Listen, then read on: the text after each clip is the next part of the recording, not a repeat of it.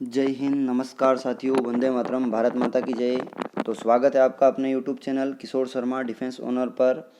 तो आइए, बहुत ही शानदार क्लास लेकर आया हूँ आर्मी अग्निवीरों के लिए, जिनका आगामी 16 अक्टूबर को पेपर है, उनके लिए बहुत ही शानदार क्लास होने वाली है। तो आइए, टाइम ख़राब ना करते हुए क्लास स्टार्ट करते हैं। क्लास आपकी 2 सेक्शन में रहेगी। पार्ट ए सामान्य ज्ञान, जिसमें आपके 15 क्वेश्चन रहेंगे, और पार्ट बी विज्ञान। ठीक है, तो पहला क्वेश्चन जैसा कि आप स्क्रीन पर देख रहे हो, निम्नलिखित में से किसे भारत का तोता कहा जाता है? तो इसे तोता या तूतिया ए हिंद भी कहा जाता है। तो इसका राइट आंसर रहेगा अमीर खुसरो। राइट आंसर रहेगा अमीर खुसरो। इसको क्या कहा जाता है? भारत का तोता, या इसे तूतिया ए हिंद भी कहा जाता है। तूतिया ए हिंद भी कहा जाता है ना। तो वेरी इंपॉर्टेंट क्वेश्चन है, और पूरे 1 नंबर शानदार क्लास अपनी होने वाली है। तो आइए, स्टेप बाय स्टेप सारे क्वेश्चन पढ़ते हैं। नेक्स्ट क्वेश्चन की तरफ चलते हैं। भारत की प्रथम महिला आईपीएस कौन थी? प्रथम महिला आईपीएस की बात हो रही है, तो आईपीएस थी किरण बेदी। ऑप्शन नंबर सी जो है वो बिल्कुल राइट आंसर है। पहला ऑप्शन दे रखा है अन्ना हजारे, तो ये थी भारत की प्रथम महिला आईएएस। कौन थी? प्रथम महिला आईएएस। आपके ऑप्शन से भी मैं क्वेश्चन सोल्व कराऊंगा, ताकि आपके सारे कॉन्सेप्ट क्लियर हो सकें। सुचित्रा कृपलानी जो थी, वो पहली महिला सीएम थी, पहली महिला मुख्यमंत्री। भारत की पहली महिला मुख्यमंत्री कौन थी? सुचित्रा कृपलानी, जो कि कहाँ से थी? यूपी से। ठीक है, चलिए नेक्स्ट चलते हैं। निम्नलिखित में से किसे महात्मा गांधी के राजनीतिक गुरु माना जाता है? राजनीतिक मतलब पॉलिटिशियन गुरु माना जाता है, तो सभी को पता है कि ये गोपाल कृष्ण गोखले जी को माना जाता है। तो ऑप्शन नंबर बी जो रहेगा वो राइट आंसर रहेगा। जो सी लगा रहे हैं वो गलत लगा रहे हैं, है ना। आपको समय दिया जाएगा, आप आंसर लगा सकते हैं। नेक्स्ट क्वेश्चन की तरफ चलते हैं। भाषा के आधार पर गठित भारत का पहला राज्य कौन सा था? Very very important. जब विभाजन हुआ था, तो जब राज्य बनने लगे थे, तो किस आधार पर बनाए? तो ये बने थे भाषा के आधार पर, और पहला गठित जो राज्य था वो था आंध्र प्रदेश। ऑप्शन नंबर सी जो है बिल्कुल करेक्ट आंसर रहेगा। आंध्र प्रदेश को अंडों की टोकरी के नाम से भी जाना जाता है। अंडों की टोकरी उपनाम है, अंडों की टोकरी। कई बार पूछा हुआ है कि किस भारतीय राज्य को अंडों की टोकरी के नाम से जाना जाता है, तो वो जाना जाता है आंध्र प्रदेश को। ठीक है, नेक्स्ट क्वेश्चन की तरफ चलते हैं। Very very important, army GD में क्वेश्चन छपने वाला है जैन धर्म और बौद्ध धर्म से। या तो महावीर स्वामी के बारे में पूछेंगे या गौतम बुद्ध के बारे में पूछेंगे, तो इसको बहुत ही अच्छे से आप लोग पढ़ ले। महावीर स्वामी का जन्म हुआ था कुंडल ग्राम में। कहाँ हुआ था? कुंडल ग्राम में। ऑप्शन नंबर जो बी लगा रहे हैं बिल्कुल राइट लगा रहे हैं। ठीक है, नेक्स्ट क्वेश्चन की तरफ चलते हैं। शाहजहां का मकबरा कहाँ स्थित है? शाहजहां जिसने क्या बनवाया था? ताजमहल बनवाया था। तो शाहजहां का मकबरा कहाँ पर होना चाहिए? कहाँ होना चाहिए? आगरा में। तो ऑप्शन नंबर जो बी है वो क्या है? करेक्ट आंसर है। ठीक है, नेक्स्ट चलते हैं कि आप देख रहे होंगे ऑप्शन में दिल्ली आ रहा है, तो दिल्ली में क्या है? लाल किला।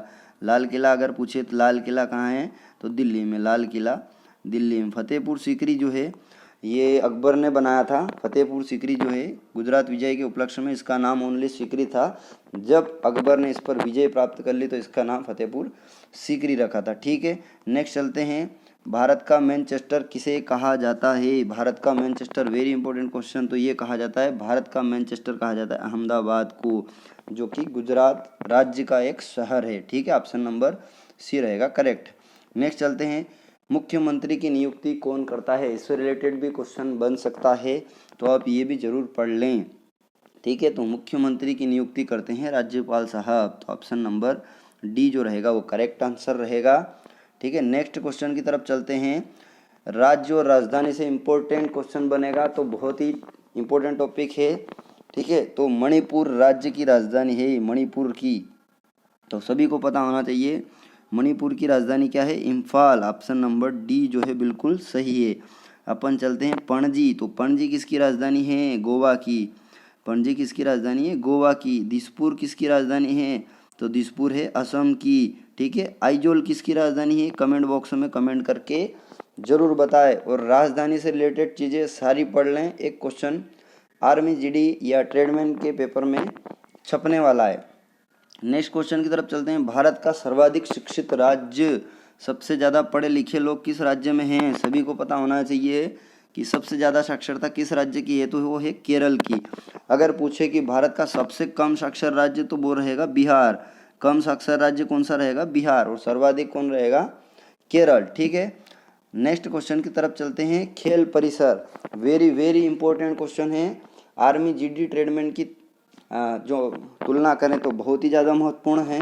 तो ज़रूर आप खेल और खेल परिसर के नाम याद कर लें। इसमें खिलाड़ियों की संख्या भी पूछ सकते हैं। ठीक है, तो खेल परिसर, निशानेबाजी जो होता है ना, इसके खेल परिसर को क्या कहते हैं? तो निशानेबाजी के खेल परिसर को कहते हैं रेंज। क्या कहते हैं? रेंज। ऑप्शन नंबर बी जो रहेगा वो राइट आंसर रहेगा। चलिए साथियों, आगे चलते हैं। ठीक है, अगर सेक्शन अच्छा लग रहा है तो प्लीज़ लाइक करें, है ना, शेयर करें और कमेंट करें, ताकि ज़्यादा से ज़्यादा लोगों तक हमारा ये जो बनाया हुआ है मैटर वो लोगों तक पहुंच जाए। नेक्स्ट क्वेश्चन स्क्रीन पर दिख रहा है कि बंगाल टाइगर के नाम से किसे जाना जाता है? तो खिलाड़ी है ना, जिनको बंगाल टाइगर के नाम से जाना जाता है, तो वो है सौरभ गांगुली जी। ऑप्शन नंबर बी जो है वो राइट आंसर रहेगा। ठीक है, डी देख लेते हैं। पीटी उषा, वेरी इंपॉर्टेंट है। पीटी उषा को जाना जाता है गोल्डन गर्ल या उड़न परी के नाम से। उड़न परी कई बार पूछा हुआ है। उड़न परी के नाम से किसे जाना जाता है? तो पीटी उषा को। पेले जो है इसको कहा जाता है क्रिकेट का ब्लैक पर्ल, है ना, तो बहुत ही इंपॉर्टेंट है उपनाम, याद कर लें, क्वेश्चन बनने वाला है। नेक्स्ट क्वेश्चन है, भारत का पिट्सबर्ग या पीटर्सबर्ग किसे कहा जाता है? तो भारत का पीटर्सबर्ग कहा जाता है जमशेदपुर जी को, है ना, जमशेदपुर। ऑप्शन नंबर सी, इसको भारत का पीटर्सबर्ग कहा जाता है। नेक्स्ट क्वेश्चन चलते हैं। भारत की सबसे लंबी स्थल अंतर्राष्ट्रीय सीमा, मतलब स्थल पर जुड़ी हुई सबसे लंबी सीमा किस देश के साथ लगती है? वेरी वेरी इंपॉर्टेंट क्वेश्चन है, कई बार रिपीट हुआ है ना। और बंदे इसमें गलती करते हैं, चीन देखकर लगाते हैं, जबकि चीन नहीं होगा। इसका राइट आंसर होगा बांग्लादेश। Option number D. सबसे ज़्यादा स्थल सीमा किसके साथ लगी हुई है? बांग्लादेश के साथ। ठीक है, नेक्स्ट चलते हैं। सिकंदर के घोड़े का नाम क्या था? वेरी इंपॉर्टेंट, सिकंदर के बारे में जरूर पढ़ के जाएं, क्वेश्चन बन सकते हैं। तो मैं बता दूं, सिकंदर के घोड़े का नाम था Bucephalus. Option number C. ठीक है, इसमें कुछ और नाम दिए हैं, अपन चर्चा कर लेते हैं। Chetak, very very very important, Chetak था राणा प्रताप के घोड़े का नाम। किसके? राणा प्रताप, महाराणा प्रताप के घोड़े का नाम था चेतक। ठीक है, नेक्स्ट देख लेते हैं। पवन, पवन किसका नाम था? ये था रानी लक्ष्मीबाई, जो झांसी की रानी थी ना, रानी लक्ष्मीबाई के घोड़े का नाम था पवन, रानी लक्ष्मीबाई। और जो राम प्रसाद दिया है, वेरी इंपॉर्टेंट है, राम प्रसाद जो था राणा प्रताप के हाथी का नाम था, है ना, कई बार पूछा हुआ है। राणा प्रताप के हाथी का नाम क्या था? राम प्रसाद। और ऑप्शन देंगे चेतक, बच्चे गलती करते हैं, है ना, तो वेरी इंपॉर्टेंट है। चेतक किसका नाम है? राणा प्रताप के घोड़े का नाम। पवन रानी लक्ष्मीबाई के घोड़े का नाम। ब्लू फेलस जो था वो सिकंदर के घोड़े का नाम था। और राम प्रसाद जो था राणा प्रताप के हाथी का नाम था। ठीक है, सिकंदर के बारे में कुछ और चीज़ें बता देता हूँ। सिकंदर ने 326 ईसा पूर्व भारत पर आक्रमण करा था। 326 ईसा पूर्व भारत पर आक्रमण करा था। और 323 ईसा पूर्व इसकी कहाँ हुई थी? मृत्यु हुई थी।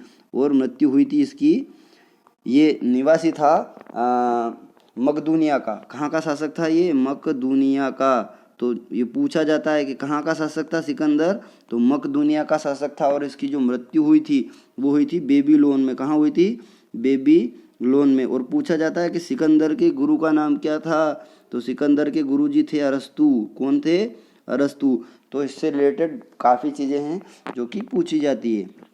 चलिए, सेक्शन बी या पार्ट बी आता है, जिसमें साइंस के क्वेश्चन मिलेंगे आपको। तो 16 से 30 क्वेश्चन रहेंगे साइंस के। ठीक है, तो पहला क्वेश्चन देखते हैं। मनुष्य शरीर की सबसे छोटी हड्डी कौन सी है? Very very very important question. मनुष्य शरीर की सबसे छोटी हड्डी जो कि है स्टेपिस, और ये कहाँ पाई जाती है? कान में। कहाँ पाई जाती है? कान में। फिबुला के बारे में पूछते हैं, तो फिबुला कहाँ पाई जाती है? दो हड्डियाँ ना, एक तो टिबिया और एक फिबुला, जो कि दोनों कहाँ पाई जाती है? टांग में। ठीक है, फीमर जो कि मानव शरीर की क्या है? सबसे बड़ी हड्डी। अगर पूछे सबसे छोटी तो कान में, और सबसे बड़ी पूछे तो कहाँ पाई जाती है? जांग में। तो सबसे बड़ी हड्डी पाई जाती है जांग में, जिसका नाम है फीबर। छोटी का नाम है स्टेपिस, जो कि कान में पाई जाती है। और टिबिया फिबुला नामक हड्डी कहाँ पाई जाती है? ये भी टांग में पाई जाती है। चलिए नेक्स्ट क्वेश्चन चलते हैं।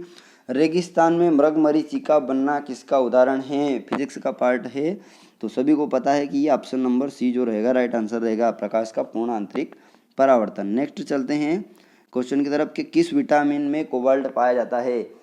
अगर आर्मी जीडी का पेपर दे रहे हो तो विटामिन पढ़ना बिल्कुल ना भूले। विटामिन से रिलेटेड एक क्वेश्चन जरूर बनेगा, या तो विटामिन के रासायनिक नाम, या विटामिन की कमी से होने वाले रोग, या किस खाद्य सामग्री या किस में विटामिन पाया जाता है। वेरी वेरी इंपॉर्टेंट है। तो विटामिन, किस विटामिन में कोबाल्ट पाया जाता है? तो कोबाल्ट पाया जाता है विटामिन B12 में। ठीक है, अगर B12 का मैं रासायनिक नाम लिखूं तो यह है साइनो कोबालमिन, साइनो कोबालमिन। ठीक है, साइनो कोबालमिन इसका रासायनिक नाम है, साइनो कोबालमिन। अगर विटामिन सी की बात करूं तो विटामिन सी की कमी से कौन सा रोग होता है? स्कर्वी। कौन सा रोग होता है? स्कर्वी। और विटामिन सी का अगर रासायनिक नाम याद करूं तो यह है एस्कॉर्बिक एसिड। क्या है? Ascorbic acid, ascorbic acid. ठीक है, तो विटामिन जरूर पढ़ के जाएं। विटामिन बी का नाम है विटामिन ए का थायमिन और बी का क्या है? रेटिनाल। विटामिन बी का नाम क्या है? रेटिनाल। तो विटामिन और विटामिन से रिलेटेड चीज़ बिल्कुल पढ़ के जाएं। ठीक है, चलिए नेक्स्ट क्वेश्चन की तरफ चलते हैं कि केल्विन पैमाने में शरीर का सामान्य तापमान क्या होता है?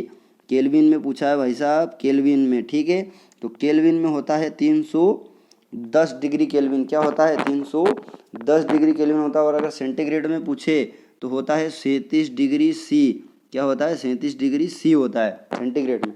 और अगर यही फ़ारेनहाइट में पूछ ले तो फ़ारेनहाइट में होता है 98.6 डिग्री फ़ारेनहाइट, 98.6 डिग्री फ़ारेनहाइट। तीनों आंकड़े याद रखें।